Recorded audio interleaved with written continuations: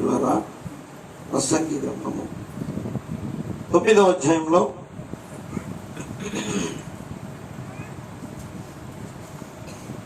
ఒక మాట మనం జ్ఞాపకం చేసుకుందాం. 12వ వచనం చదువుకుందాం.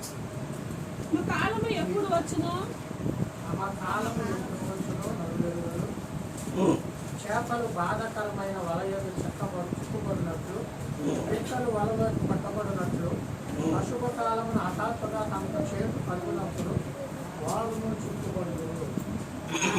హల్లెలూయా.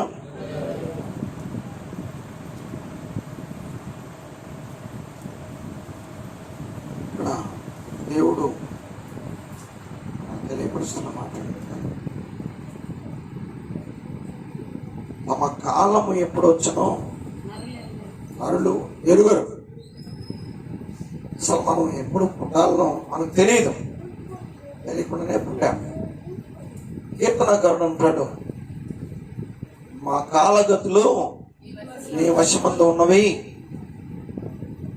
మా కాలగతులు నీ వశంలో ఉన్నవి. ఇది ఒప్పుకుని నా మానవుడు గడిచిన కాలం విషయమై, రాబోయే కాలం విషయమై ఖచ్చితంగా దేవుని సన్నిధికి వచ్చి ఎవరి వశములో మన కాలగతులు ఉన్నాయో ఆయనకు మొరపెట్టుకోగలరు. అలా మొరపెట్టుకున్నందువలన మన కాలము, మన గతి మంచిగానే ఉంటుంది అనేది దీని అర్థం. ఈ ఉదయకాలము ఒక హెచ్చరిక. తమ కాలము ఎప్పుడు వచ్చనో నరులు ఎరుగరు. ఎరుగకయే చాలా చాలా చేస్తున్నారు.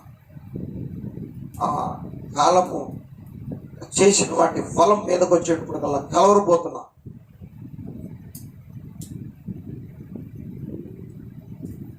దేవుని వాక్యం మనం జ్ఞాపకం చేసుకుంటే పిల్లలు,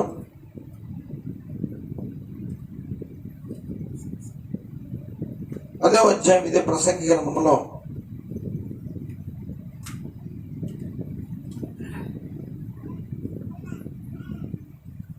15వ వచనం చదువుకున్నాం.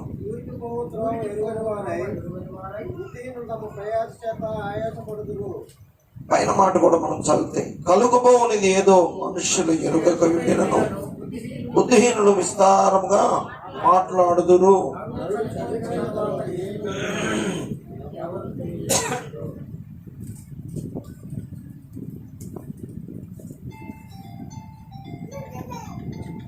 చాలా మంది ఏమంటారంటే, ఎలా చచ్చిపోతే దేనికి భయపడాలి మనం? చావుకు ముందే చావు విషయమైన భయం. కొడితే చచ్చిపోతానేమో, ఈ గాయం మానకపోతే చచ్చిపోతానేమో, ఈ రోగం స్వస్థపడకపోతే చచ్చిపోతానేమో, ఈ ప్రమాదం నుంచి నేను తప్పించబడకపోతే ఇంతే చచ్చిపోతానేమో, ఈ అవమానంతో ఇంతే చచ్చిపోతానేమో. బహు భయపడతారు. భయపడని మానవుడు ఎవరు లేరు. మాంత్రికులు, తాంత్రికులు కూడా భయపడతారు. సోది చెప్పేవాడు భయపడతారు. సిద్ధాంతులు భయపడతారు. వాళ్ళు సైంటిస్టులైనా భయపడతారు. ఎలాంటి వారైనా భయపడతారు. మరణాన్ని భయపడతారా లేదా? మరణానికి భయపడతారా లేదా?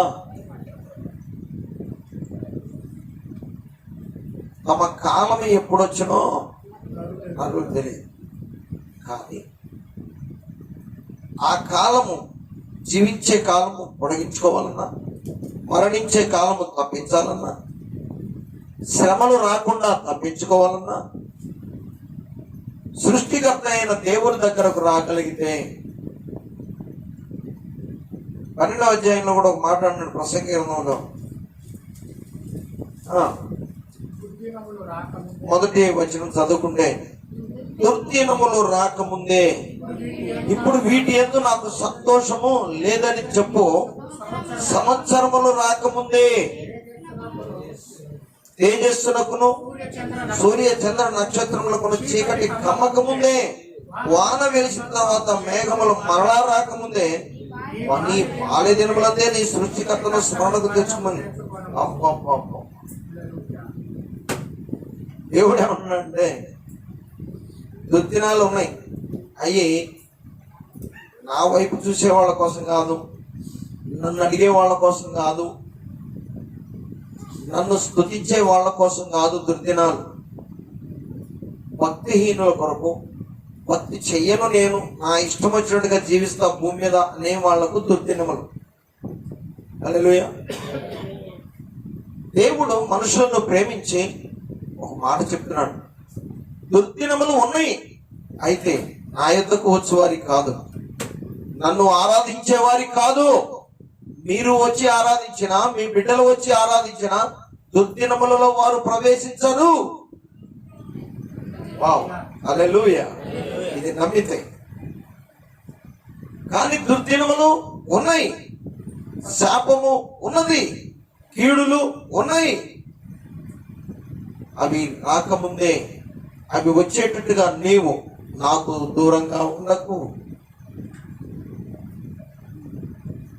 అవి వచ్చిందాకా, అవి వచ్చేటట్టుగా నా ఎదుట నీ ఉండకు అంటున్నాడు దేవుడు. హల్లెలూయా.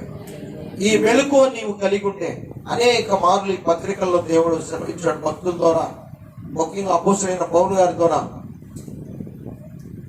అంతే దినమున అపాయకరమైన కాలములు వచ్చును అంటున్నాడు. చదువుతారా అది? అంత్య దినములలో అపాయకరమైన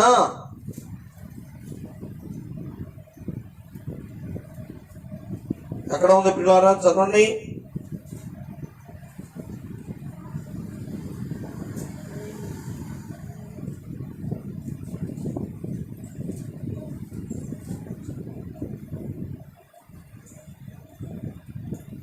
రోమీయులకు రాసిన పత్రికలోనా?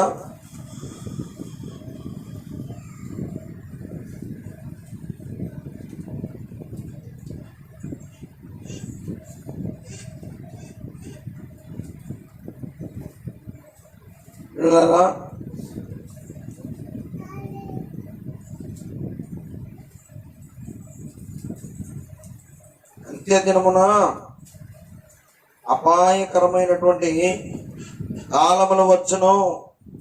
మీరు ఏమండి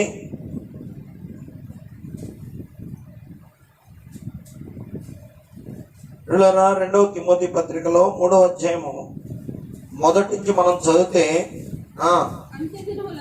అంత్య దినములలో అపాయకరమైన కాలములు వచ్చునని తెలుసుకున్నాము. అంటే ఎందుకు వస్తాయి? అపాయములు ఉన్నాయి, అవి రాకుండా చూసుకోండి. మరి ఎందుకు వస్తాయి అంటే, మనుషులు స్వార్థ ప్రియులు, స్వార్థాన్నే ప్రేమిస్తారు, ధనాపేక్ష కలిగి ఉంటారు, బెంకములాడుతారు,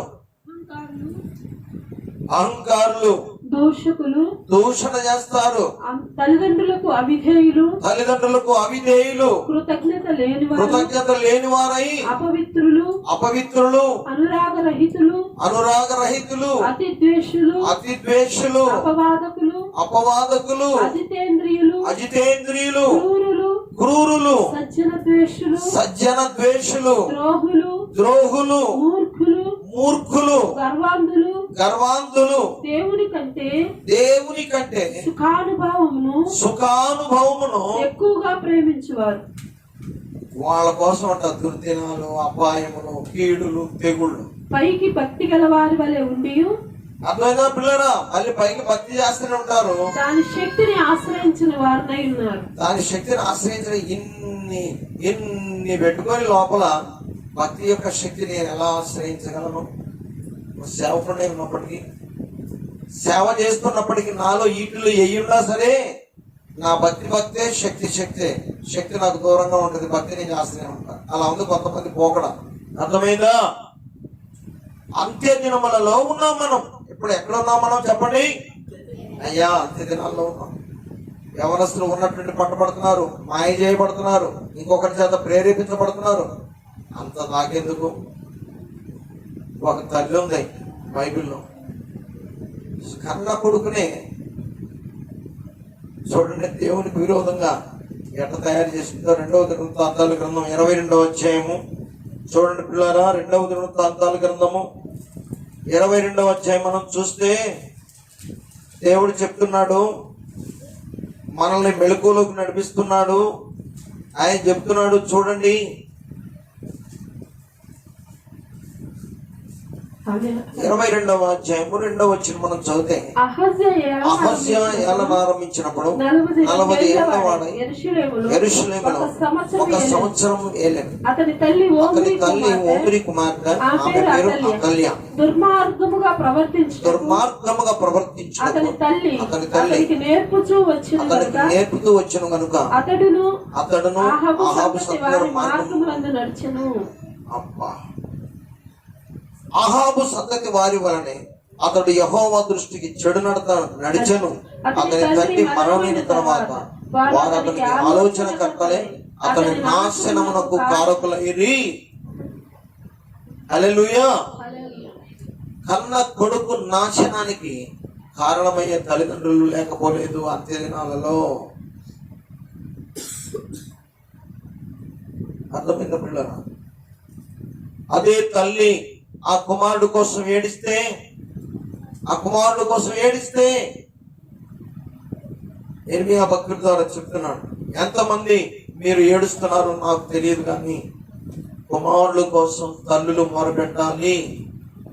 ప్రభువా, నా కుమారుణ్ణి బట్టి నాకు ఎక్కడ అవమానం వస్తుందో, అపకీర్తి వస్తుందో, అసలు నీ నామము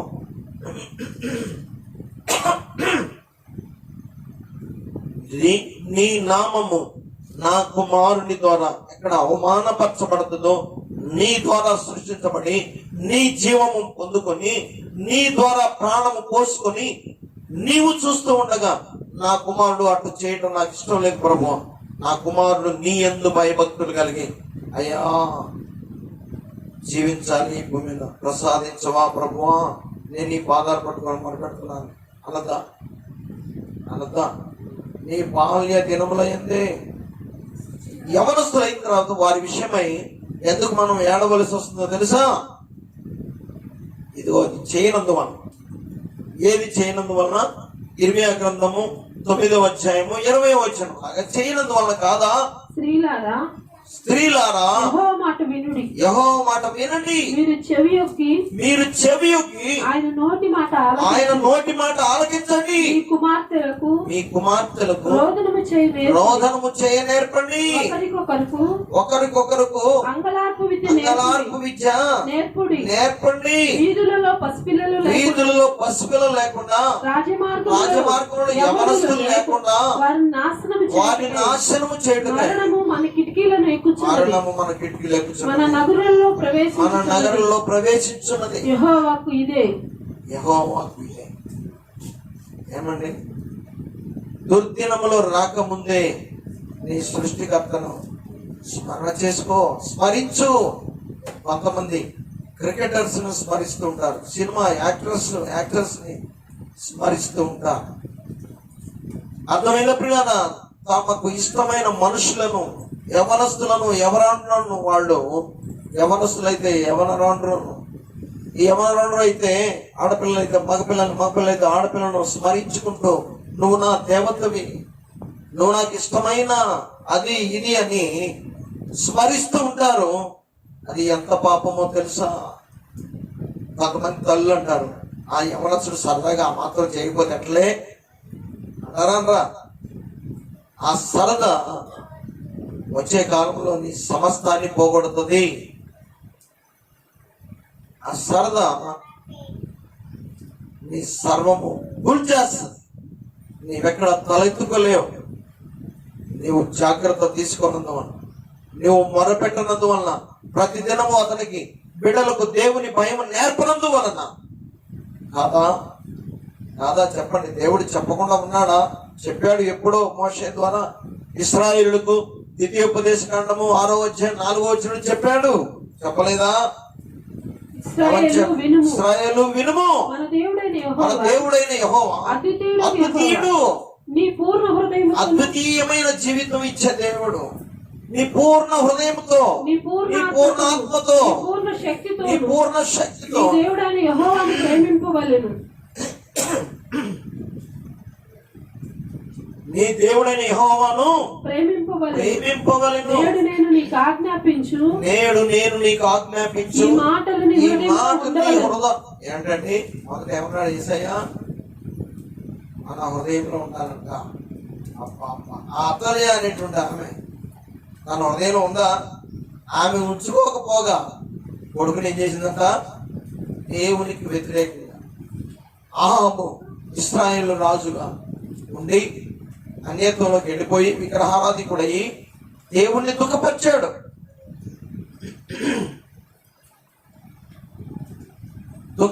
పిల్ల ఆ రాజులో నుంచి వచ్చిన వాడే ఇతను. అతని తల్లి అతల్య. ఆమె కుమారుని ఎలా పెంచింది? దుర్మార్గముగా ప్రవర్తించుటకు. నా కొడుకే మెరుగును, అసలు మా కొడుకే మెరుగును తెలిసి కూడా నీవు సమర్థిస్తున్నావంటే వాడి నాశనాన్ని నువ్వే వాడికి సమీపింపజేస్తున్నావు కదా? చెప్పండి.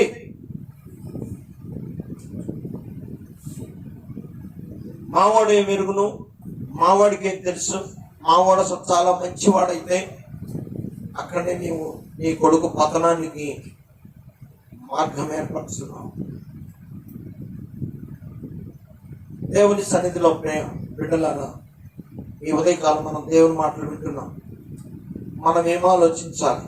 ఇటు జాగ్రత్త నేను తీసుకోవడం వల్లనే ఒక్కోసారి నా యవనస్తుల విషయం నేను బాధపడవలసి వస్తుంది ప్రభువా. చిన్నప్పటి నుంచి వారు నాకు పుట్టక మునిపే నేను నిన్ను అనుసరించినందువలన, నీ మాటలు నా హృదయంలో నింపుకోనందువలన, నీ పాద సన్నిధిలో కూర్చొని నీ మాటలు నేను నీ ఆజ్ఞలు వినందువలన నేను నేర్పుకోలేకపోయా ప్రభువా, నన్ను క్షమించండి అని ఇప్పుడు నీవు మొరపెట్టినా, ఇప్పుడు నీవు ఆ తప్పును ఒప్పుకొని ప్రభువా నన్ను క్షమించు, నేను జాగ్రత్త తీసుకోలేదు, అంతే దినముల యందు ఏమి సంభవిస్తాయో మీరు ఎప్పుడో చెప్తే అవి వింటానికి నన్ను పిలిస్తే నేను రాలేదయ్యా, ఇదిగో ఇప్పుడు వచ్చా, మీరు మాట్లాడుతున్నది మీకు వందనాలు, నా మీద అంత ప్రేమ ప్రభువా, మా పక్కనే జరుగుతున్నాయి అయ్యా. అల్లాడిపోతున్నారు, తల్లిదండ్రులు తల ఎత్తుకోలేకపోతున్నారు, సిగ్గుతో తలదించుకోవలసి వస్తుంది, మనుషులు అసహించుకుంటున్నారు. అది చూస్తే మాకు చాలా బాధ కలుగుతుంది. మరి మా కుటుంబం, మా బిడ్డలు కొంచెం సరి చేసుకుంటాను, చక్క పెట్టుకుంటాను అంటే అనగలిగితే, ప్రియ దేవుని బిడ్డలారా, కనిదం గ్రామంలో ఒక యవనస్తుడు చావు బతుకుల మధ్య ఉన్నాడు, గుంటూరు హాస్పిటల్. ఆ తల్లి తన భర్త అమాయకుడు, చాలా అమాయకుడు,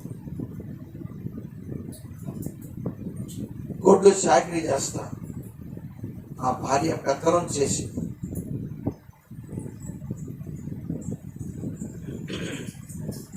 ఆ భర్తకు తెలిసి, భర్త కళ్ళతో చూసి, అమ్మాయి అది పద్ధతి కాదు మానుకోమంటే మానుకుండా అని చెప్పి అదే కొనసాగిస్తూ పాపం. ఒక తండ్రి బిడ్డకు చెప్పినట్టు భార్యకు భర్త చెప్తుంటే లెక్క చేయకుండా చేస్తే, ఆ తల్లి విషయమై తన కొడుకు విషయమై ఆ తల్లి అల్లాడిపోతుంది. మొదట ఒక అపాయం వచ్చింది, యాక్సిడెంట్ అయింది, తల పగిలి, తలకు దెబ్బ తగిలి ఆ మెదడు వాస్తే ఆ వాపుకి పెంకడ్డం వస్తుందని పెంకంత వరకు తీసి పొత్తి కడుపులో పెట్టారు. 6 నెలల తర్వాత దీన్ని తీసి మళ్ళీ అక్కడ వేస్తామని ఒట్టి చర్మం కుట్టి వాడు లొట్టబడి ఉన్నాడు. ఆ తర్వాత 6 నెలల తర్వాత అది వేశారు. దేవుడు ఎంత చక్కటి అవకాశం ఇచ్చాడు బతకడానికి, అయినా ఆ తల్లి మారలా. ఓహో ఎట్నో కట్ట అపాయం బాధలో ఉన్నారు అని మేము కూడా వెళ్ళి కొంత సహాయం చేశాం.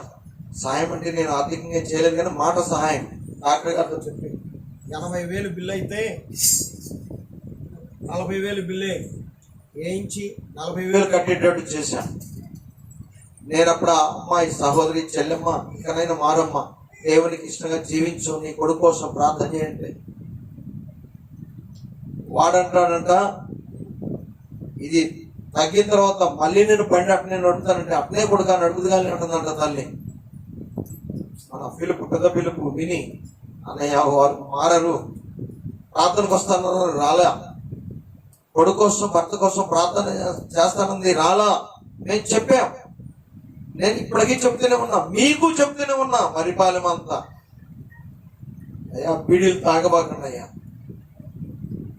తల్లిదండ్రులను గౌరవించండి, వాళ్ళు చెప్పినట్టు విననే. తల్లిదండ్రులు చెప్తున్నా, వాళ్ళు చెప్పేది నేను, వాళ్ళే చెడిపోయి ఉంటే అన్నారు ఒక కొడుకు. మా అమ్మ మా నాన్న మళ్ళీ తిట్టుకుంటారు ఇంట్లో, ఆయన తాగి వస్తాడు, ఈయన తిరిగి వస్తుంది. వాళ్ళు నాకేం చెప్తారండి అంటున్నారు ఒక కొడుకు ఏమన్నా తెలుసా, వాళ్ళే సరిగా లేరు, వాళ్ళ బ్రతుకులే సరిగా లేవు, వాళ్ళు నాకేం చెప్తారు, నేను కూడా నాకు నేను కొలుసుకుంటాను అంటున్నాడు. ఏంటంటే ఎంత బాధగా ఉంది. ఆ భార్య భర్తలు ఇద్దరు కీచవాడుకున్నారంట. ఇదే ఏమే నువ్వు ఇంకా మారవా అన్నాడంట భర్త. ఏది మారేది అన్నదంట. నీకు ఎంత జరిగినా కొడుకు అబ్బాయి జరిగి మారవా అని వాళ్ళిద్దరు నచ్చుకుంటే, ఆ తల్లిని ఎందుకు మా నాన్న తిడతావు అని నేను అడిగితే, నా కొడుక నిన్ను నేను బ్రతికించలేదా, నీ కోసం చేస్తే నా ముందు మాట్లాడతావురా అని వాడిని తిట్టిందట తల్లి. నేను నిన్ను బతికించానా అని. వాస్తవానికి బతికించింది ఎవరు? దేవుడు. నువ్వు బతికించిన బతుకు నాకెందుకే అనిపోయి ముందాగాడు వాడు.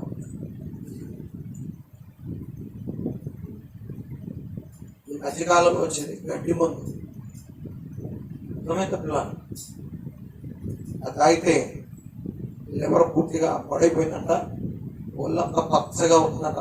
లివర్ మంచిగా ఫంక్షన్ చేయకపోతే చెడు రక్తం శరీరం అంతా వ్యాపించుద్ది, పచ్చగా చచ్చిపోతాం. ఆ స్థితిలో ఉన్నాడు ఆ అబ్బాయి. ఇప్పుడు అంజనా హాస్పిటల్ తీసుకుని డాక్టర్ గారు అన్నాడంట, అమ్మా మీ కొడుకు లివర్ పాడైపోయింది, ఇంకొకళ్ళ లివర్ కొనేయాలి, 30 లక్షలు అవుతున్నాడు. చెప్పండి, 30 లక్షలు ఏం చేయాలి? ఆమెతో పాపం పంచుకున్నవాడు వచ్చి 30 లక్షలు చేస్తా, బిడ్డను బతికిస్తా అంటాడా? చెప్పండి. దేవుని దృష్టికి అదే దేవుడున్నాడు, తమ కాలం ఎప్పుడొచ్చినో నరులు ఎరుగ. అసలు ఆ చెడు కాలం ఎందుకు వస్తుంది? ఆ చెడు కాలం ఎందుకు వస్తుంది పిల్లారా? ఎందుకు వస్తుంది? హోషేయ గ్రంథం 13వ అధ్యాయం 5 నుంచి 9 వచనాలు చదవండి. హోషేయ గ్రంథము 13వ అధ్యాయము.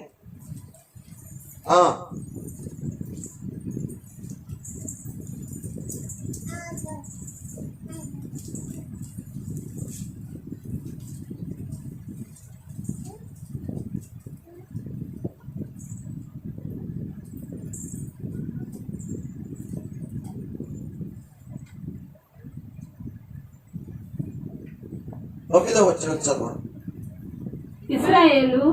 ఇశ్రాయేలు నీ సహాయకర్తనగు నాకు నీవు విరోధివై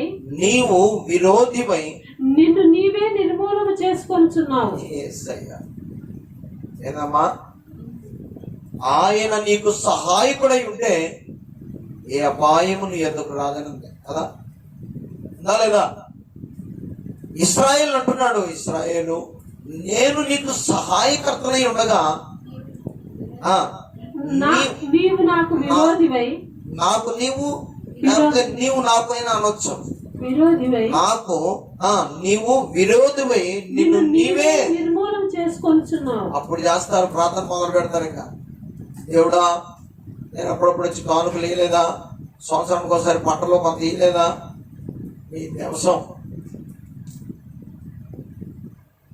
ఈ పంటలో కొంత నీ కానుక కాదు కదా. ఇప్పుడు ఆయనకి హృదయం కదా కావాల్సి. నీ హృదయము దేవుని చూస్తుండగా చెడిపోయి ఉండి, చెడులో ఉండి మేలు కోరుకుండా ఎంతవరకు ఆలోచించు. ఇశ్రాయేలు ఏదో అగిస్తే నేను ఆ, దేవునికి అనుకూలం అనుకుంటున్నానా? అయ్యయ్యో, వ్యక్తిత్వము, జీవితము, హృదయము, భయము, భక్తి, ఇవి కదా దేవుడు చూస్తున్నది.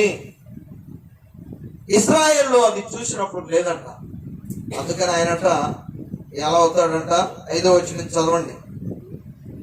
నేను తప్ప రక్షకుడు లేడు. 11వ అధ్యాయము 5వ వచనం. మహా ఎండకు కాలిన అరణ్యంలో నిన్ను నిన్ను స్నేహించువాడు నేనే. అబ్బబ్బబ్బబ్బబ్బ. మహా ఎండలో కాలిన అరణ్యములో నిన్ను స్నేహించువాడు నేనే. తరువాత వారికి మేత దొరకగా వారు తిని తృప్తి పొంది గర్వించి నన్ను మరిచిరి. అబ్బబ్బబ్బ.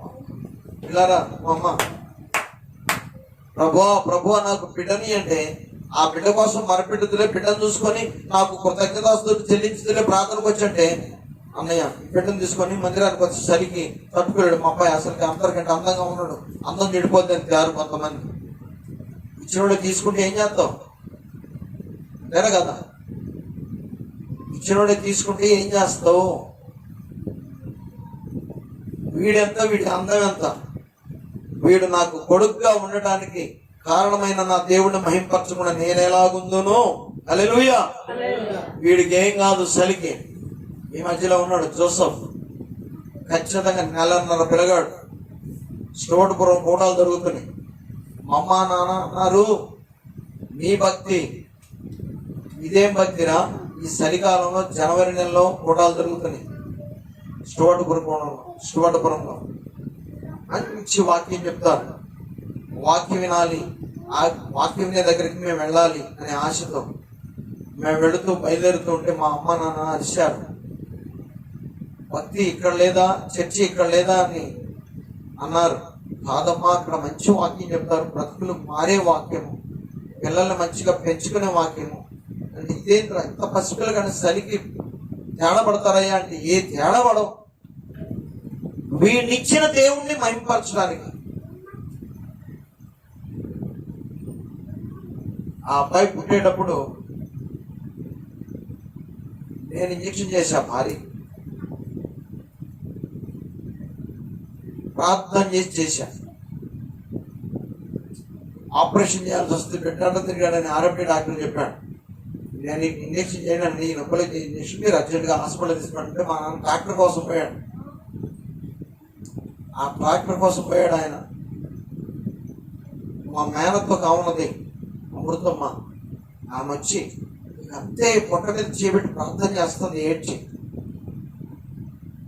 నేను ప్రార్థన చేస్తున్నాను, మా అమ్మ ప్రార్థన చేస్తుంది. ప్రభు హాస్పిటల్ పోకుండా మీ దయచేద్దాం బిడ్డనివ్వంటే ట్రాక్టర్ వచ్చింది, ఇంటి ముందు ఆగింది, జోసఫ్ పుట్టాడు. హల్లెలూయా. అప్పుడు ఎంత కృతజ్ఞమై ఉండాలి మేము. అమ్మా, అలా కదా దేవుడిచ్చింది. వీడినిచ్చిన దేవుడు మహింపరచడానికి మేము వెళ్తున్నాం అంటే మీరు మారరు, మారడానికి వెళ్తుంటే మీరు మారరు అంటున్నారు వీళ్ళు. మేము నిజంగా మారడానికి వెళ్తున్నాం అమ్మా. సోమలోరు భక్తి చేసాం, ఏ మార్పు లేదు. అన్నీ చేస్తున్నాం, భక్తి చేస్తున్నాం, చర్చిలో మార్పు లేదమ్మా. మేము మారడానికి వెళ్తున్నాం, మా బిడ్డ తీసుకెళ్తున్నాం, అంతే. చలికి తీసుకెళ్ళాం, అప్పుడు కారు లేదు. అందరూ కలిపి మాట్లాడుకొని ఒక వ్యాన్ మాట్లాడుకుని వెళ్ళాం. క్రికెట్సి బస్సు బిడ్డను ఎత్తుకు అంతే చలికి పోయి ఆ చలిలోనే పడుకోబెట్టాం. హల్లెలూయా. క్షేమంగానే ఉన్నాడు, దేవుడు కృపను బట్టి ఆరోగ్యంగా ఉన్నాడు. కొంతమంది బిడ్డలు చూసుకొని రారు, కానీ ఇచ్చిన దేవుడికి మొరపెట్టలేరు. దేవుడు అంటున్నాడు, వీధులలో పసిపిల్లలు లేకుండా, రాజమార్గములలో యవనస్తులు లేకుండా మరణము మన కిటీలో ఎక్కుతుంది. స్త్రీలను పిలవనప్పండి, స్త్రీలారా యెహోవా మాట ఆరాధించండి. ఏం చెబుతున్నాడు ఆయన? స్త్రీలారా యెహోవా మాట వినుడి. యెహోవా మాట వినండి. పురుషులు ఎట్టుకోడి వెంటర్లా ఏదో దేవుని మహాకృపడు ఇటు అన్న పురుషులు మన సంఘంలో దేవుడిస్తున్నాడు, వస్తున్నారు పురుషులు. కొంతమంది ప్రతి సంఘాల్లో ఇదన్నీ చూస్తే పురుషులు కనపడరు, తెలుసా మీకు? పురుషులు కనపడరు, కానీ పురుషులు రావాలి, స్త్రీలు రావాలి. కానీ స్త్రీలారా యెహోవా మాట వినుడి. యెహోవా మాట వినుడి. మీరు చెవియొగ్గి మీరు చెవియొగ్గి ఆయన నోటి మాట ఆలకించి ఆయన నోటి మాట ఆలకించండి. మీ కుమార్తెలకు మీ కుమార్తెలకు రోదనము రోదనము చేయ చేయ నేర్పండి. ఒకరికొకరు అంకలార్పు విద్య నేర్పుడి. ఏమండి ఎంత అందంగా తయారవలో నేర్పుతున్నారు. జలజాలకపోతే ఏమన్నారు, సగరం వేసుకొని మా అమ్మాయి ఇక్కడ అంత పొడుగుందో అని చెప్పి చూపించాలని ఆ చూసిన యవనస్తులందరూ ఇక్కడ మీ అమ్మాయి మీదే పడాలని చూస్తారు. అవసరమా? ఏమండి రంగులు వేపిస్తారు. అవసరమా ప్రియులారా? పరిశుద్ధ అలంకరణ తెలుసా? దేవుడు పరిశుద్ధత అనే అలంకరణతో మీరు అలంకరించుకోండి. అర్థమైంది? జడలో అల్లుకోవడం అని కాదు అలంకరణ అంటే. వినరు, దయచేసి గమనించండి పిల్లలు. కొంచెం బయటకు వెళుతుంటే ఆ యవన పిల్లలు ఆడపిల్లలకి ఎలా నేర్పాలో తెలుసా? దేవుని భయం, దేవుని ఆత్మ నడిపింపు, దేవుని సన్నిధి వారికి ఇరుపక్కల ఉండేటట్టుగా, వారు దేవుణ్ణి స్తుతిస్తూ ప్రయాణం అయ్యేటట్టుగా నేర్పుతున్నామా? మా అమ్మ ఎంతే పోద్ది, మా అమ్మకి ఎందుకు చూశారు ఏంటి?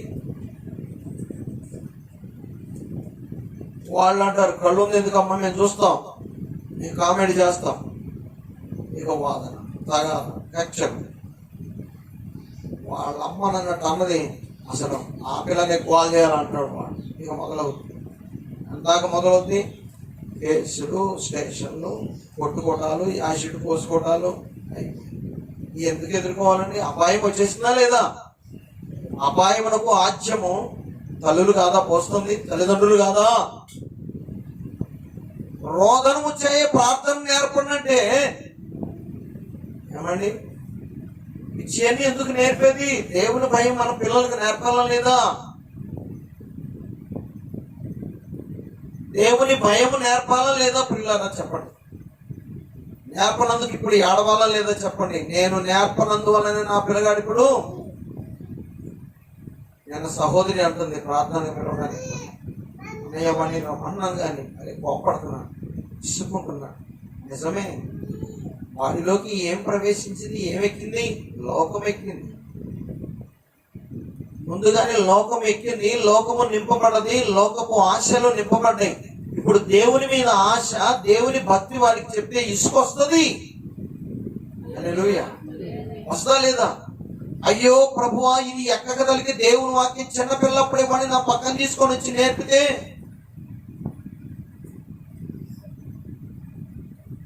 ఈ పరిస్థితి ఉండేది కదా, కాదు కదా అని ఏడవడానికి రమ్మన్న రాలేకపోతున్నారు. వాడి సాగు వాడి తత్వం అన్నారు. వాడి సాగు వాడిని మిమ్మల్ని కూడా సాగు కొట్టి వాడు వస్తాడు. లేదా కొంతమంది యవనస్తులు వారు చేసే దుష్క్రియలకు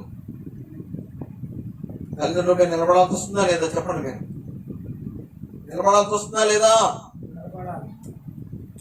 అమ్మా ఎస్మెంట్ కొడుకుని కానమ్మా, ఏమయ్యా ఎస్మెంట్ కొడుకుని కానని ఈ మనుషులుగా పిచ్చి తిట్లు తిడతారు వాళ్ళు. అవసరమా?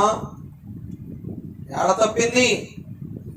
బాల్యంలోనే తప్పింది. సృష్టికర్తను స్మరణకు తెచ్చుకునే దినాల్లో ఏవేవో అబ్బాయికి ఇదంటే బలి ఇష్టం, ఈ ఆట అంటే, ఈ చూడటం అంటే. చూశాడు పిల్లరా? దాని లోకము అన్నో ఎక్కింది. అది దించమని చెప్పి ఏసైకి మొరపెట్టడం తప్పేక వేరే మార్గము లేదు.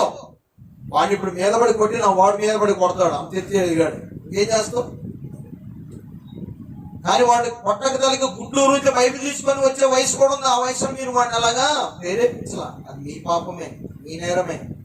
దయచేసి గమనించండి, మీ నేరం. వారి నాశనమునకు కారణమయ్యాడట.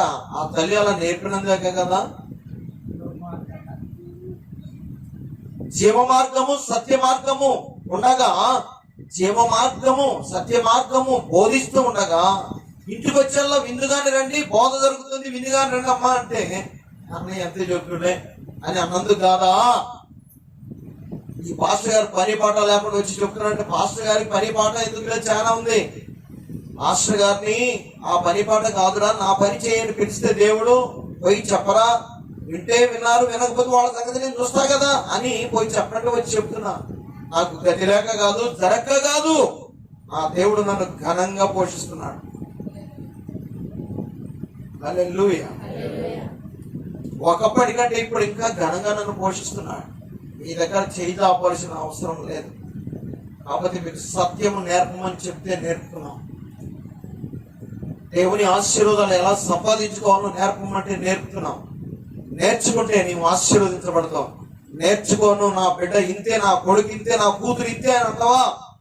ఎదుగో వారి నాశనమునకు కారణమయ్యాడు. ఇప్పుడు ఆ తల్లి నాశనాన్ని ఆపుతా ఆపలేదు. ఎందుకు ఆపలేదు? అసలు ఈయనే గర్జించు కొదమ సింహం లాగా మనకు ఎదురవుతాడంట, మన పిల్లలకి ఎదురవుతాడంట, చిక్కించుకోవడానికి, పట్టుకోవడానికి. చదవండి హోషేయ గ్రంథంలో, అదే మనం ఇప్పుడు చదవబోతున్నాం. మధ్యలో చాలా చెప్పాను నేను. కాబట్టి నేను వారికి సింహం వంటి వాడిని అయితే చిరగపులి మార్గంలో పొంచి ఉన్నట్లు నేను వారిని పట్టుకొని. అసలు తప్పించేవాడు పట్టుకోవడానికి పొంచి ఉన్నాడంట. మా అబ్బాయి బండి అంతే నడుపుతాడు. మా అబ్బాయి బండి అంతే అంటే మా అబ్బాయిని ఉన్నారంట మీరు స్పీడ్గా పోతుందని. మా వాడు అంతే పోతాడు. స్పీడ్గా పోతే ఏం చేస్తాడు? ఏమవుతాడు? దేవుడే వాడిని పట్టుకుంటాడు. తప్పించాల్సిన దేవుడే ఇరికిస్తాడంట. వినండి అమ్మలారా, ఇలారా వినండి దయచేసి. తప్పించే దేవుడు వీళ్ళు ఎంత చెప్పినా వినటం లేదని ఇరికిస్తాడంట. లోబడని పిల్లలకు ఎన్నిసార్లు గద్దించినా వినని వాడు హఠాత్తుగా. సామెత గ్రంథం 28వ అధ్యాయంలో చూడండి. సామెత యెషయా గ్రంథం 30వ అధ్యాయం 1వ వచనంలో లోబడని పిల్లలకు. సామెత గ్రంథం ఎన్నిసార్లు గద్దించిన లోబడని వాడు మరి తిరుగు లేకుండా హఠాత్తుగా నాశనము. ఒకసారి తల్లి కిసిపితే ఏమంటుంది తెలుసా? నువ్వు ఎన్నడ నాశనం అవుతురా కన్నకొడుకు. దేవుడు ఆమేనంటాడు, నీ కొడుకు అంతే కావాలా? నువ్వు అసలు వాడి కోసం నా దగ్గర మొరపెట్టకపోతే మంచిది, నీ నోటితో నువ్వు వాడు నాశనం కోరుకున్నావని ఆమేనంటాడు. నీకు తెలియదు అది. ఆయన ఆమేన్ అనగానే వాడు నాశనం అయిపోతాడు. మళ్ళీ ఏమేడుతావు తెలుసా? ఈ దేవుడు ఏం చేస్తుండో ఏమో, ఎవరి దగ్గర ఎవరిని ఆశీర్వదిస్తుండో ఏమో, నేను మొరపెడుతున్నా అసలు ఆర్కెచ్చట్లా. ఎంతైనా ప్రార్థన చేస్తారు కొంతమంది. పేటర్ గారు కథ నా కోసం ప్రార్థన చేయ, మా అబ్బాయికి పోయే కాలం వచ్చింది, ఎక్కడో గట్ట నీ పేగులు పీక్కొని ప్రార్థన చేయమంటారు. అప్పుడు ఇది ఎలా సాధ్యం మీరు చెప్పండి? నేను పోర్ల పడి వాడి మీద పడి ప్రార్థన చేసిన వల్ల కాదు. నాలాంటి 100 మంది పాస్టర్లు చేయబెట్టి ప్రార్థన చేసిన వల్ల కాదు. ఎందుకంటే నేనే వాడిని చిక్కించినప్పుడు మీరెవడరా ప్రార్థన చేయండి, తొలగవుతారుగా అంటాడా లేదా? కొంతమంది తెలివి తక్కువ పాస్టర్లు వచ్చి ప్రార్థన చేస్తారు. నేను ఆజ్ఞాపిస్తున్నా యేసునామములో ఇది పోవును గాక. ఏది పోయేది? కొత్తకుండా ఏది పోయేది? వాళ్ళమ్మ వాడు కలిసి తెచ్చుకున్న కీడు నాది, నేను వచ్చి పంపించిన కీడు. నువ్వెవడరా మధ్యలో పక్కదలు అన్నాడు ఇర్మియాను ఒకసారి. ఇర్మియా, ఇశ్రాయేలు నేను చూస్తుండగా వాళ్ళు చేసిన కార్యము నేను ఎరుగుదును. ఇప్పుడు నువ్వు వారి కోసం ప్రార్థన చేద్దాం. లే పక్కదలుకో, లేకపోతే నువ్వు చస్తావు. పక్కదలు వీళ్ళ సంగతి నేను చూస్తా అన్నాడు భక్తుడైన ఇర్మియా. హల్లెలూయా. అర్థమైందా? అప్పుడు నాలాంటి పాస్టర్ గారు ఏం ప్రార్థన చేస్తాడు? ప్రభువా వీని పట్ల నీ చిత్తమే నెరవేరునుగా. హల్లెలూయా. నేను అవునని కానీ కాదని కానీ ఆన్లైన్ మట్టి పురుగునే నీ చేతిలో వాడబడుతున్న ఒక పాత్ర. నేనే పాటి వాడను, ఏమి ఖచ్చితంగా స్వస్థ కలుగును కాక అంటాను. ఏమైనా సాక్ష్యం ఉంటే ప్రభువా నేను పిలిచినప్పుడు ప్రార్థనకు వచ్చిందయ్యా, మోకరించి ప్రార్థన చేసింది. ఆన్లైన్కి వచ్చిందయ్యా, ప్రార్థన చేసింది. ప్రతి ఆదివారం ప్రార్థనకు వచ్చిందయ్యా, మాతో పాటు పక్కన మోకరించి ప్రార్థన చేసింది. వాళ్ళ కొడుకు కూడా వచ్చాడయ్యా. మరి ఎందుకు ఈ కీడు సంభవించిందో దయగలిగిందే ఒకసారి ఆలోచించయ్యా, ఒకసారి దయ చూపించాయని ప్రార్థన చేయొచ్చు. అసలు సాధ్యమే లేదా నీ బ్రతుక్కి? ఎన్నిసార్లు పిలిచిన దేవుడి సన్నిధికి రావైతివి. ఇప్పుడు నీ కొడుకు వచ్చిందని, నీ కూతురుకు వచ్చిందని, నీకు వచ్చిందని నేను ప్రార్థన చేయడం, నేను చేస్తా నిన్ను మభ్యపెట్టడానికి. హల్లెలూయా. అంతేనా కదా? పౌడు మొహాలు వేసుకొని పోట్లాడతారని ఏదో తీసేలాగా పాస్టర్ గారు ప్రార్థన చేస్తాడు. ఆ ప్రార్థన కూడా పాపం అయిపోతుంది తెలుసా? హల్లెలూయా. దయచేసి గమనించండి, దయచేసి గమనించండి పిల్ల. ఆయన ఎలా వస్తాడంట? నేను వారిని పట్టుకొని పొంచి ఉందును, పిల్లలు పోయిన ఎలుగుబంటి ఒకని మీద పడినట్టు నేను వాని మీద పడి వాడి రొమ్మును చీల్చివేయుదును. ఆడసింహం ఒకని మింగివేయినట్లు వారిని మింగివేయుదును. ఇక్కడ 50వ కీర్తనలో ఒక మాట చదువుకుందాం. 50వ కీర్తనలో ఒక మాట చదువుకుందాం పిల్లలు. 50వ కీర్తనలో నిజంగా మనకి ఈ మాటలు విని ఒక ఆలోచన రావాలి. ఉదయకాలం నిజంగా ఈ మాటలు విని మనకు భయం కలగాలి. నిజమే కదా, సృష్టి అంతా ఆయన ఇష్టంలో ఉంది కదా, ఆయనకు లోబడుతుంది కదా. మనం ఆయనకు లోబడకపోతే మనకు చాలా అపాయము ఎదుర్కోవాలి కదా. అసలు ఆయనే మనకు విరోధి అయితే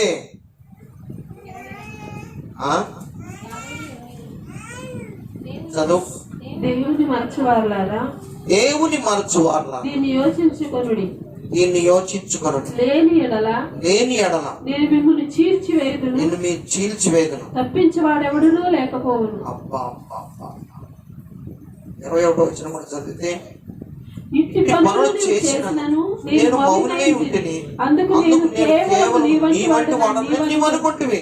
చూడండి ఏమనుకుంటాం అంట మనం? మా అబ్బాయి కాసిద్దాలో తిరిగి వచ్చినా ఏం కాల, కూర్చోయ్యా మంచి వండి పెట్ట తినయ్యా అని తినబెట్టి పడుకోబెట్టవచ్చు నువ్వు.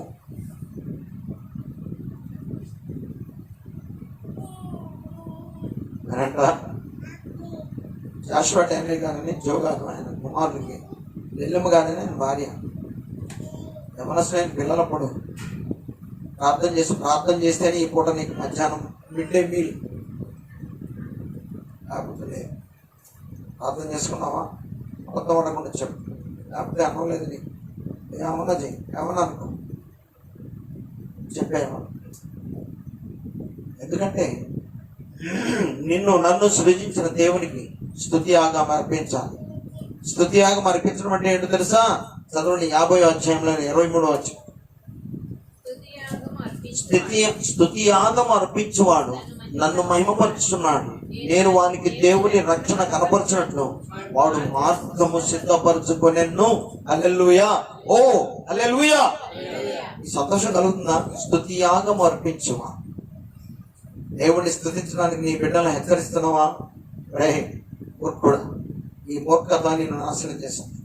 రే దేవునికి దూరమైనవాడా, దేవునికి దూరం ఇలా పోతే నువ్వు ఎంత దూరం పోతావు అక్కడ ఎదురవుతాడు దేవుడు. ఒళ్ళు పగిలిపోద్ది. ఇప్పుడే దేవుని దగ్గరకు రా, ఒళ్ళు క్షేమంగా ఉంటుంది. హల్లెలూయా అని నువ్వు అనాలి. ప్రార్థన ఒకటి సినిమా పోతున్నా సరిపో, ఈసారి ప్రార్థనకి ఇప్పుడు మేము పోతున్నాం అని పోయేవాడు సర్దుకునేవాడు. నువ్వు సర్దుకుంటున్నావు అంటే సర్వనాశనానికి మార్గం వేస్తున్నావు వాడికి. అర్థమైందా? దయచేసి అర్థం చేసుకో. ఈ భయం మొదట నువ్వు పడాలి, నీ పిల్లలకు ఇప్పటి నుంచి. అర్థమైందా? ఖచ్చితంగా దేవుని యొక్క ఉగ్రత మనము రుచి చూడము. హల్లెలూయా. అక్కడ చెప్పలేంది సంతోషం కలగలేదా? ఏందో పాస్టర్ గారికి ఇవ్వాలి మేము దొరికామో అలా వదులుతున్నాడు అనుకున్నారా? నాకు మీ మీద ఖర్చేం లేదు. బాధ, నేను ప్రార్థనకు రమ్మన్నప్పుడు రాలేని బాధ, ఆన్లైన్కి రాపోయారే అని బాధ. ఆదివారం చూస్తే చాలా మంది కనపడుతుంది, బుధవారం చూస్తే ఎవరు కనపడదు. ఏదో కాదు. అర్థమైందా? శనివారం సాయంత్రం చూస్తే ఎవరు తక్కువ. దయచేసి గమనించండి. నా కోసం భక్తి కాదు, మీకోసం, మీ పిల్లల కోసం. ఏసై చెప్పాడు కదా, నా కోసం ఏడవద్దు, మీకోసం, మీ పిల్లల కోసం హల్లెలూయా. ఏడవండి. గొప్ప రక్షణ, నేను ప్రాణం పెట్టిన ద్వారా గొప్ప రక్షణ భూమి మీద దొరకడానికి సిద్ధంగా ఉంది. అది పోగొట్టుకోకుండా మీరు ఏడవండి అంటే వాళ్ళు నవ్వుతున్నారు. నేను వేదనతో, బాధతో ఇప్పుడన్నా వస్తానని ఆశతో పిలవడానికి పోతే నవ్వుతున్నారు. నాకు పిలిచి ఏందన్నయ్య వచ్చిన అన్నారు. అన్నయ్యను చూడగానే మీకు కలగాల్సింది భయం, కానీ లేదు. కానీ ఎలుగుబంటి, పిల్లలు పోగొట్టుకున్న ఎలుగుబంటి ఎదురైతే ఎట్లుంటో తెలుసా? నవ్వుతారా? నవ్వొస్తుందా? ఎక్కడ లేని కేకేస్తారు కదా. ఏం కేకేస్తారు? పిల్లలు పోయిన 8వ వచనం, హోషేయ గ్రంథం 13వ అధ్యాయం. పిల్లలు పడి ఎలుగుబంటి ఒకరి మీద పడినట్టు నేను వారి మీద పడి వారి రొమ్మును చీల్చివేయుదును. ఆడు సింహం ఒకరిని మిగిలివేయనట్లు వారిని మిగిలివేతును.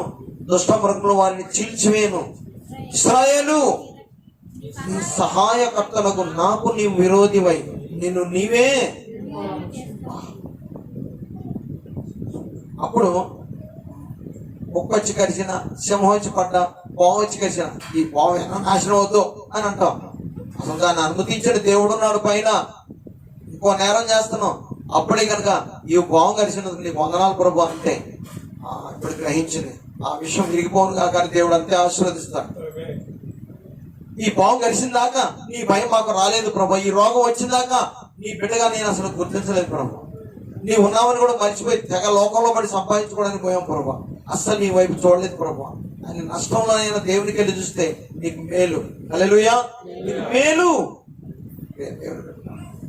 ఎందుకంటే భయంకరమైన కాపులు కాచుకోండి. 91 దావీదు కీర్తన 14 వచ్చిన అన్నాడు, చదవండి. 90. అతడు నన్ను ప్రేమించుచున్నాడు గనుక నేను అతన్ని తప్పించదను. అతడు నా నామమును ఎరిగినవాడు గనుక. ఒకవేళ ప్రేమించకపోతే ఆయన పట్టుకుంటాడు, ప్రేమించితే ఆయన మహింపరిస్తే ఆయన తప్పిస్తాడు. హల్లెలూయా, ఎంత మంచి దేవుడు. చెప్పకుండా ఏది చేయడం మన దేవుడు. ఏమి లేదు, 1 గంట భక్తే కదా. అది మా 24 గంటలు చక్కగా నువ్వు జీవించవచ్చు. గంట భక్తి కోసం, అది కూడా ఆ గంట కూడా మేము దేవునికి ఇయ్యం. మా ఇష్టమైన జీవిస్తూ ఉంటే ఇంకా మిగిలిన ఆయన శాపము, ఆయన కీడులు, ఆయన శిక్షలే కదండి. నువ్వు ఎంత గనుడు అయినా, ఎంత ఐశ్వర్యవంతుడు అయినా మొత్తం చేసి పక్కన ఒక తల్లి బ్లడ్ క్యాన్సర్ వచ్చింది. ఆ తల్లి నిజంగా మారు మనసు పొందింది. మారు మనసు పొందిన తర్వాత ఆ బిడ్డను మార్చుకోవాలని బహు తపన పడ్డది. అయితే ఆ మారు మనసు పొందింది కూడా నమ్మక ఆ తల్లిని ఇసికించాడు. కన్నీరు గాచి ప్రార్థన చేసింది. సెయింట్ జోసెఫ్ హాస్పిటల్లో అతన్ని జాయిన్ చేశాడు. మాస్టర్ గారు మా అబ్బాయి కోసం ప్రార్థన చేయమని ఏడ్చేది. అల్లాడిపోతుంది పెద్ద కొడుకు. భార్య 2 బిడ్డలు ఉన్నారు. ఆ అబ్బాయి కమ్యూనిస్టు సిద్ధాంతం కలిగి కమ్యూనిస్టు వాళ్ళతో తిరుగుతూ తల్లిని బహు అవమానపరిచేవాడు. నీ బతుకంతా నాకు తెలుసులే, నువ్వు మారేవంటే నిన్ను నమ్ముతున్నానా అని అంటే, అయ్యా నేను మారాను కొడుక, దేవుని వాక్యం విని మారానయ్యా, నా బ్రతుకు కడుక్కున్నాను రా, నువ్వు ఆ బీడీలు తాగబాకు, ఆ సిగరెట్లు తాగబాకు, ఆ చెడ్డ జీవితం మానుకయ్యా, నిన్ను దేవుడు క్షేమంగా ఉంచుతా అంటే, ఆహా హల్లెలూయా హల్లెలూయా పార్టీ ఏది మీ యేసయ్యను విలువ, ఆ ఏళ్లలో ఉన్న బీడీ దీమను అని ఎటకారం ఆడేవాడు ఆ తల్లిని.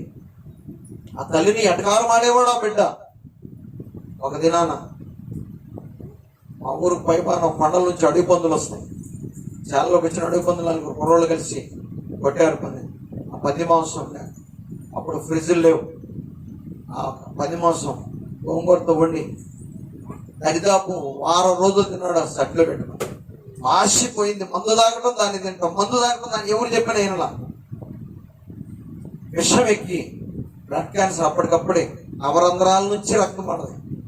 సెయింట్ జోసెఫ్ హాస్పిటల్ తీసుకుపోతే అప్పుడు అంటున్నాడు, పాస్టర్ గారు నేను బతకాలనుకున్నాను, నా కోసం ప్రార్థన చేయండి. నా భార్య యవనస్తురాలు, నాకు 2 పిల్లలు ఉన్నారు, నేను బతకాలనుకున్నాను, నా ప్రార్థన చేయండి. ఆమె కూడా ఏడుస్తుంది. అయ్యా ఎక్కడ పొలం ఉంది, అది అమ్ముకొని వస్తానంటే డాక్టర్ గారు అన్నాడు చిరునవ్వుతో చిన్నగా, అమ్మ అదేదో నీ కొడుకు ఆ విష పదార్థం తినకదలిగే జాగ్రత్త పడాల్సిన తల్లి.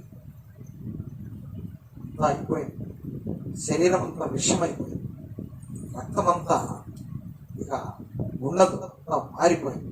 నీ కొడుకు అక్కడ అల్లాడిపోయింది, అంతా అల్లాడిపోయింది.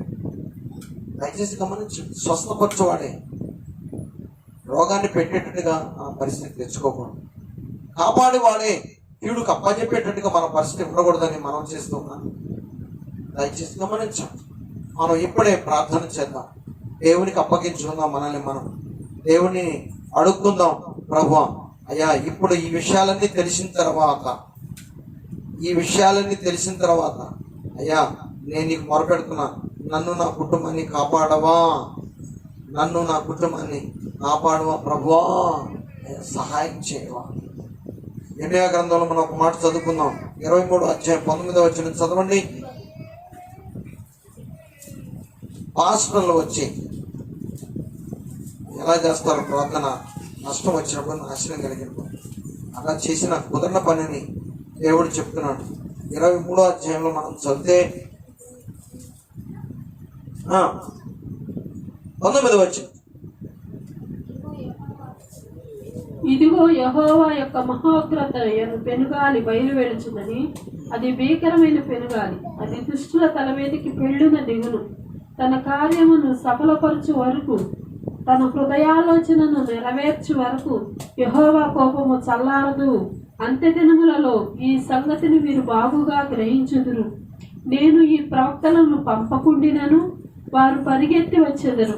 నేను వారితో మాట్లాడకుండినను వారు ప్రకటించెదరు. వారు నా సభలో చేరిన వారైన ఎడల వారు నా మాటలు నా ప్రజలకు తెలియజేతురు.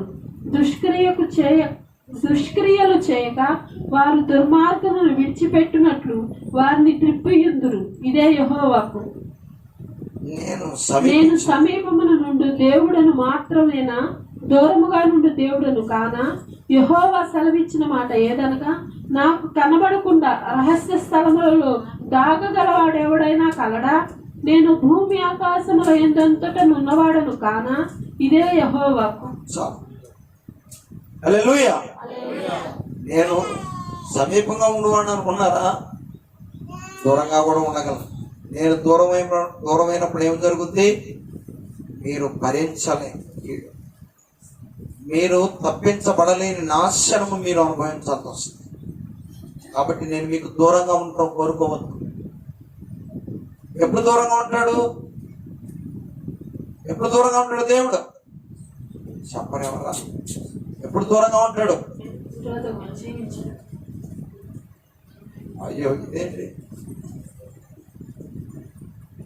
విరోధంగా జీవించడమే కాదు, ఆయనకు సమీపంగా రాకపోయినా ఆయన మీకు సమీపంగా రాడు.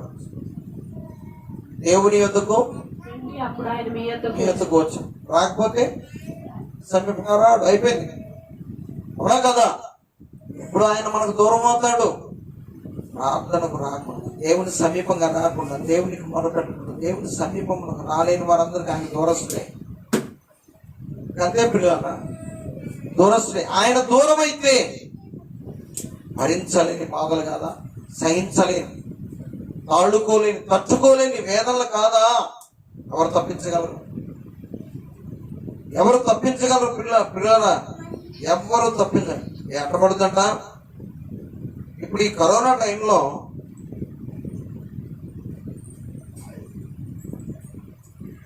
ఒక విషయం మిమ్మల్ని అడుగుతున్నా, కరోనా రావటం మంచిదా? చెప్పండి. నిజంగా ప్రార్థన చేసేవాడు చెప్పండి.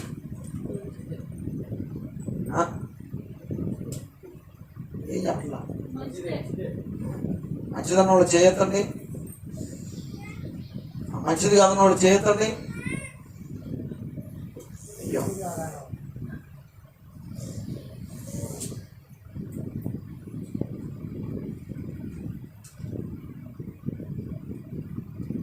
ప్రభువా, కరోనా విషయమే మీ చిత్తం నెరవేరును కాగానే ప్రార్థన చేయడం మంచిదా? ఈ కరోనా అసలు ఈ లోకంలో లేకుండా చేయి ప్రభు అనుకోవడం మంచిదా?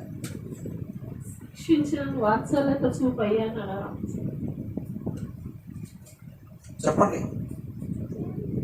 లోకానికి చిక్క పెట్టాడు దేవుడు. బహిరంగ పాపం చేయడానికి, సమీపించడానికి భయపడే అంత భయం పెట్టాడు దేవుడు. అర్థమైందా? చాలా నేర్చుకున్నారు జనం. అర్థమైందా పిల్లలు? కానీ నిజంగా దేవుల్లో ఉన్న వారికి ఏం కాదు. నేను చెప్తున్న పిల్లలు దయచేసి నన్ను నమ్మాలి. హల్లెలూయా. కరోనా వచ్చింది, దేవుని యందు వారి జీవితాన్ని కొనసాగించుకునే బిడ్డలకు మాత్రం కాదు. దయచేసి గమనించండి. మీరు నమ్మండి, దేవుడిని మహింపరచండి.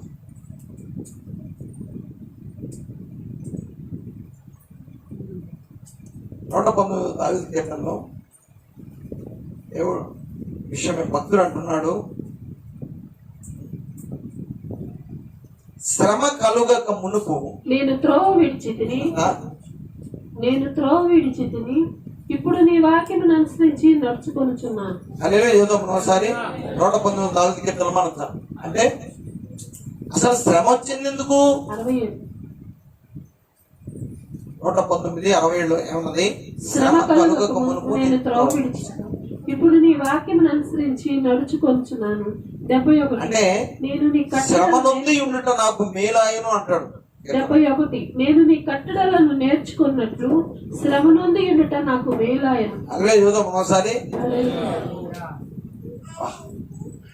శ్రమ నుండి ఉండుట నాకు మేలాయను.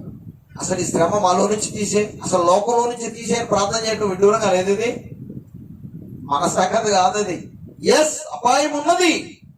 అది ఎవరి కోసం తెలుసా? దేవుణ్ణి విడిచిన వారి కోసం, భక్తిహీనుల కోసం. దేవుణ్ణి విడిచిన వారి కోసం, భక్తిహీనుల కోసం అండి. అపాయం ఉన్నది. ఎవరి కోసం? దేవుణ్ణి విడిచిన వారి కోసం, భక్తిహీనుల కోసం. గమనించండి. కీర్తన 9వ అధ్యాయం 15వ వచనం కూడా మనం చదివితే, చదవండి.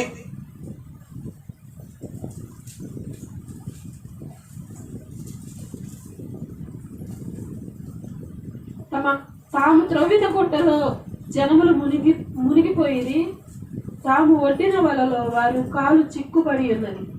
యెహోవా ప్రత్యక్షమాయను, ఆయన తీర్పు తీర్చి ఉన్నాడు. దుష్టులు తాము చేసి కొనిన దానిలో చిక్కి ఉన్నారు. దుష్టులను దేవుని మరచు జనులందరూ పాతాళములకు దిగిపోవుదురు. దరిద్రులు నిత్యము మరవబడుదురు. బాధపరచబడి వారిని నిరీక్షణాస్పదము ఎన్నటికీ నశించదు. ఆశ్రమ గారు అరవపడుదురు కదా, అక్కడ ఉంది. అరవబడరు. దరిద్రులు నిత్యము మరువపడరు. బాధపరచబడువారు నిరీక్షణాస్పదము ఎన్నటికీ నశించదు. హల్లెలూయా. కొంతమంది దరిద్రులు చూసి ఈడు దరిద్రుడు, ఈడు బతుకుడు అంటారు. వాడిని పెట్టింది నీకు బుద్ధి రావడం కోసమే. అర్థమైందా? ధనంకెళ్ళి చూసుకొని నీవు దేవుణ్ణి ఎక్కడ మరుస్తావో, దేవుణ్ణి ఎక్కడ ధిక్కరిస్తావో, అది బుద్ధి రావడం కోసం. క్షణం పట్టదు నిన్ను దరిద్రుడు చేయడానికి దేవుడు. అర్థమైందా? భక్తిహీనత. ఇప్పుడు భక్తి చేస్తావా, భక్తిహీనతలో ఉంటావా? తేల్చాలి మీరు ఇప్పుడు కూడా. ఇది తేల్చాలి. దయచేసి గమనించండి. భక్తి చేస్తావా?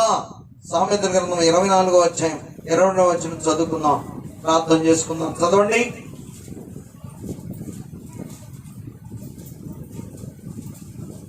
24, 22 మనం చదివితే, అట్టి వారికి ఆపద హఠాత్తుగా తటస్థించును. వారికి నా కుమారుడా, యెహోవాను గనపరచుము, రాజును గనపరచుము. అలాగో చేయని వారి జోలికి పోకుము. అట్టి వారికి ఆపద హఠాత్తుగా తటస్థించును. వారి కాలము ఎప్పుడు ముగియును ఎవరికి తెలియను. ఏంటంట? అట్టి వారికి ఆపద హఠాత్తుగా వచ్చును. ఎట్టి వారికి? యెహోవాను గనపరచని వారికి. నా కుమారుడా, యెహోవాను గనపరచుము, రాజుని గనపరచుము. రాజాది రాజు. మనం వాక్యం వినే ముందు హల్లెలూయా, దేవుని గనపరిచాం. హల్లెలూయా, దేవుని గనపరిచాం. నీవు దేవుని గనపరిస్తే అది ఎక్కడికి పోదు, దేవుని దగ్గర ఉంటుంది. అందుని బట్టి ఆయన నిన్ను ఆదుకుంటాడు. హల్లెలూయా, ఆదుకుంటాడు.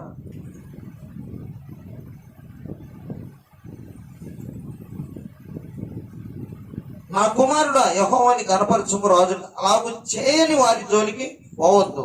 అట్టి వారికి ఆపద. ఇప్పుడు మేము చూస్తున్నాం, మాతో తలబిరుసుగా మాట్లాడారు. అర్థమైందా? హఠాత్తుగా ఇప్పుడు ఆపదలు వచ్చి ఉండేవాళ్ళు నేను చూస్తున్నాం. మాకెళ్ళి వాళ్ళు దీనంగా చూస్తే దేవునికి చెప్తున్నాం, పొరుగు నుంచి చేయండి మీరు అని కూడా అన్నవాళ్ళు, హేళన చేసిన వాళ్ళు ఉన్నారు. పొరుగు వాళ్ళకి ఎంత పరిస్థితిరా అన్నోళ్ళు ఉన్నారు. ఏంటి మాతోనే అలా మాట్లాడుతూ అన్నోళ్ళు ఉన్నారు. పొరుగురైనా ప్రభువులో ఉన్నాం మేము. హల్లెలూయా. ఉండూరైనా ఊడ్చుకుపోయేటట్టున్నావు నువ్వు. హల్లెలూయా. నువ్వెక్కడున్నా ప్రభువుని కలిగి ఉంటే నేను స్థిరపరచగలడు నా యేసయ్య. హల్లెలూయా. అయితే చూసుకోవాల్సింది ఇప్పుడు ప్రభులో నువ్వు ఉన్నావా లేదా. ప్రార్థన చేద్దాం. ప్రభులో నువ్వు, నీ కుటుంబం ఉండకపోతే, నీ బిడ్డలు నువ్వు ఉండకపోతే, నీ బిడ్డల ప్రభులో నువ్వు ఉంచకపోతే రానున్న గతి ఏంటో నీకు తెలియదు. కానీ వచ్చినప్పుడు అల్లాడిపోతాం. హల్లెలూయా, హల్లెలూయా. అట్లే కృప దేవుడు మనకు దయచేయను గాక. ప్రార్థన చేద్దాం. అందరం మోకరించిన ప్రార్థన చేద్దాం. ప్రార్థన చేద్దాం. మహాపరిశుద్ధుడా, ప్రేమ కలిగిన గొప్ప దేవ, వందనాలు, స్తోత్రం. దయగలిగిన మా దేవ, ఈ ఉదయకాలం మమ్మల్ని దర్శించారు, మమ్మల్ని బలపరిచారు. అయ్యా, మా ఆరాధన మీరు అంగీకరించి సన్నిధి చేర్చుకున్నందుకు వందనాలు ప్రభు. మా మధ్యకు మీరు వచ్చి మమ్మల్ని బలపరిచినందుకు వందనాలు. మీ దివ్య వాక్యమును మాకు విని కొన్ని హెచ్చరికలు మీరు చేసినందుకు మీకు వందనాలు. అయ్యా, నిజంగా మీ హెచ్చరికలు మేము హృదయంలోకి చేర్చుకొని అలాగా మేము మా కుటుంబాలు ఉంటే ఎంత క్షేమంగా ఉంటాం. ఎంత తప్పిస్తారు మీరు అపాయము నుంచి, అనారోగ్యం నుంచి, కీడు బాధల నుంచి, ఆశనం నుంచి తప్పిస్తారు. అలా కాకుండా నీకు విరోధంగా అయ్యా భక్తిహీనతలు మేముండి అయ్యా నీకు దూరం అయితే నీవే మాకు మొదటి సింహంగా, ఆడు సింహంగా, పిల్లలు పోగొట్టుకుని ఎలుగుబట్టిగా వచ్చి మీద పడి చీల్చేస్తానన్నారు. భక్తి విడిచిన వాళ్ళరా మీ గతి చూడండి అంటున్నారు. మేము భక్తి విడవక కలిగి ఉండడానికి సహాయం చేయండి. మీ ఎంత భయభక్తులు కలిగి మా కుటుంబాలను కట్టుకోవడానికి సహాయం చేయండి. మీ కుటుంబాలను సన్నిధి తోడుగా వచ్చి నడిపించండి ప్రభు.